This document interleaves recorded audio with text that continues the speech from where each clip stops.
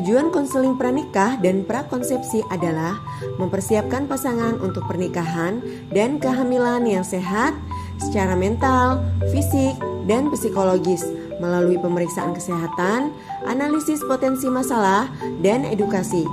Konseling ini juga berfokus pada kesiapan pasangan dalam membangun pernikahan yang kuat dan sehat, serta mempersiapkan generasi mendatang yang berkualitas. Assalamualaikum.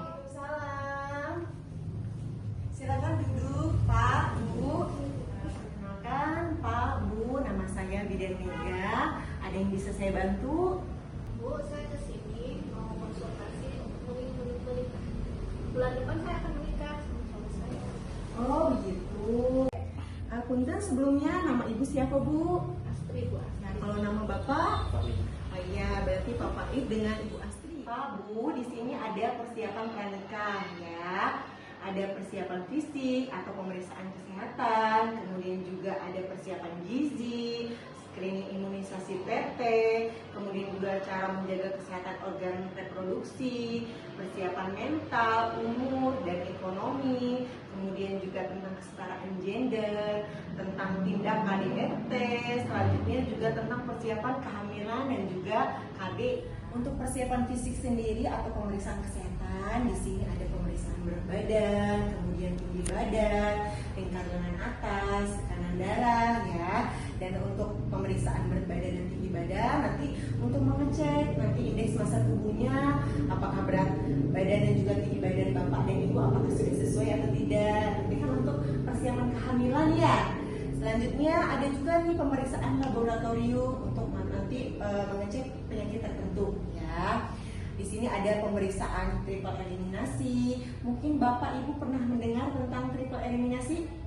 Belum ya. Oh, Ibu pernah ya. Itu pemeriksaan triple eliminasi, yaitu untuk mengecek penyakit virus ya, seperti HIV, kemudian sifilis, hepatitis B ya, di mana penyakit ini adalah penyakit infeksi menular seksual ya, yang bisa ditularkan dari hubungan seksual.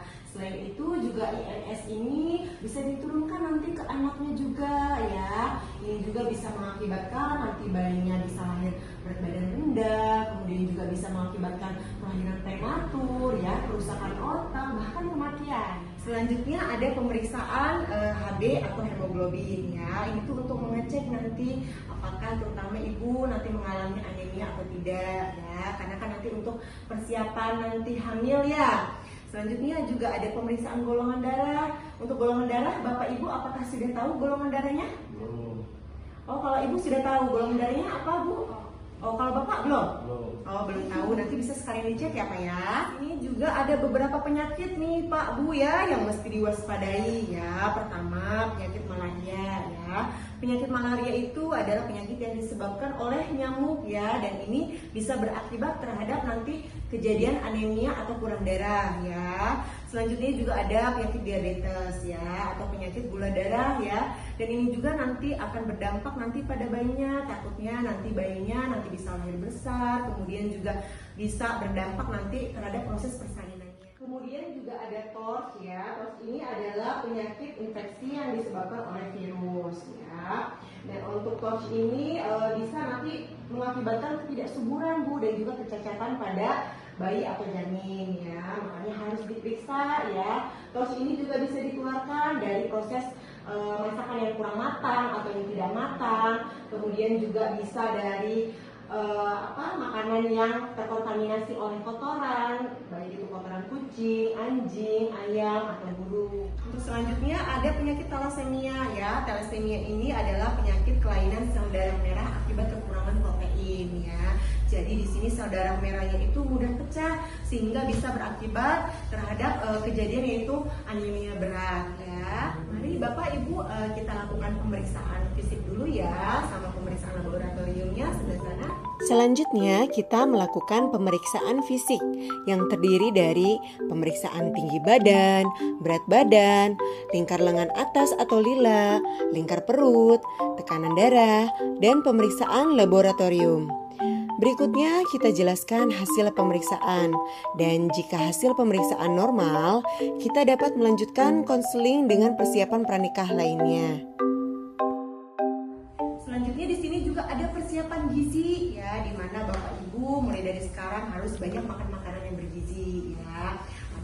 karbohidratnya, kemudian proteinnya ya, seperti telur, daging ya, kemudian juga ayam, kemudian tahu, tempe, sayur-sayuran dan buah-buahan ya.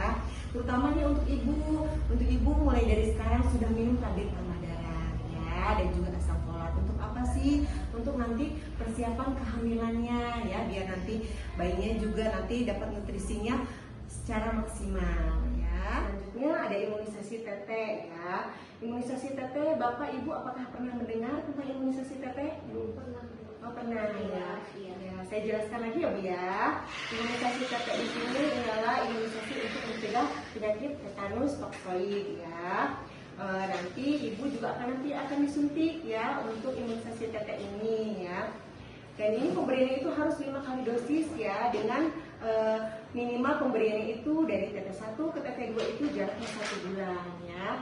Untuk TT2 ke TT3 itu 6 bulan ya. Untuk TT3 ke TT4 1 tahun, dan TT4 ke TT5 1 tahun ya.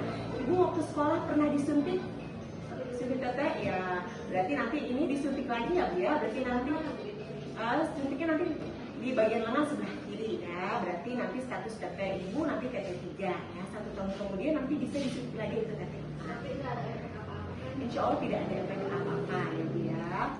Selanjutnya ada tentang cara menjaga organ reproduksi ya. Di sini untuk cara menjaganya yaitu bisa dengan mengganti pakaian dalam minimal sehari 2 kali ya. Kemudian juga memakai pakaian dalam yang berbahan katun yang bisa menyerap keringat ya. Kemudian juga membersihkan organ reproduksinya. Kemudian juga olahraga minimal sehari itu 30 menit ya. Selanjutnya juga nih, kalau Bapak Ibu memang berencana untuk segera hamil, mulai dari sekarang tuh harus menghindari kebiasaan-kebiasaan buruk ya, seperti merokok, konsumsi alkohol, dan obat-obatan yang tidak seharusnya ya. Untuk Bapak, apakah Bapak merokok? Enggak. Alhamdulillah ya Pak ya. Pertanyaan lainnya di sini ada persiapan umur, kemudian juga persiapan mental dan ekonomi ya. Untuk umur itu minimal 20 sampai 35 tahun ya. Untuk Bapak Ibu, untuk Ibu umurnya berapa tahun? 23 tahun. Untuk Bapak? 25 tahun. 25 tahun, berarti sudah pas ya. Kemudian di sini untuk persiapan mental, jadi Bapak Ibu nih harus mengetahui karakteristik dari pasangan masing-masing ya, agar nanti terbentuk keluarga yang sehat, bahagia, dan juga sejahtera ya. Karakteristik yang baik itu, jadi ibu bapak nih harus mengetahui nanti tugas dan peran dan serta tanggung jawabnya masing-masing. Bagaimana ibu bapak, apakah sudah tahu nih karakteristik masing-masing dari pasangannya? Sudah, berarti sudah siap ya? Sudah siap. Ya, alhamdulillah ya. Selanjutnya juga di sini ada persiapan ekonomi ya. Ekonomi juga penting ya, karena nanti untuk mencukupi kebutuhan sehari-hari, terutama kecukupan gizinya ya. Selanjutnya di sini juga ada tentang kesetaraan gender ya. Jadi sebuah pernikahan ideal itu ketika suami istri itu bisa saling menghormati, mencintai, dan juga menghargai satu sama lain ya. Jadi pengambilan keputusan itu harus dilakukan bersama-sama ya, saling membantu pekerjaan rumah tangga, bapak membantu ibu, kemudian ibu juga membantu bapak ya dalam hal rumah tangga, kemudian juga dalam hal pengasuhan dan juga pendidikan anak ya. Selanjutnya juga tentang perencanaan kehamilan dan juga KB itu juga harus dirundingkan bersama ya.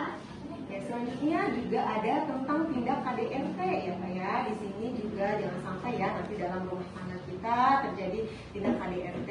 Adapun tindak KDRT itu seperti kekerasan fisik, kekerasan psikis, kekerasan seksual, eksploitasi dan juga penelantaran ya.